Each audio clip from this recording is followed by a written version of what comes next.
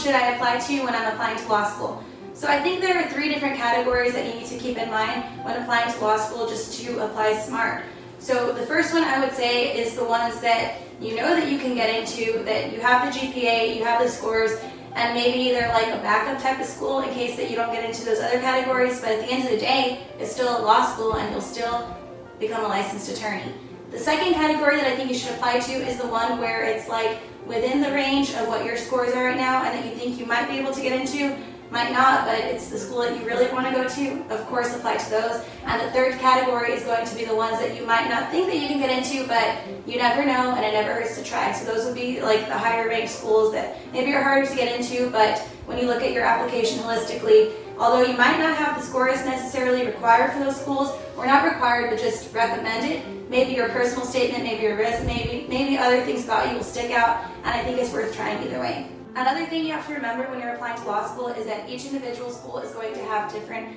application fees and costs. So make sure that you're factoring that in when you're determining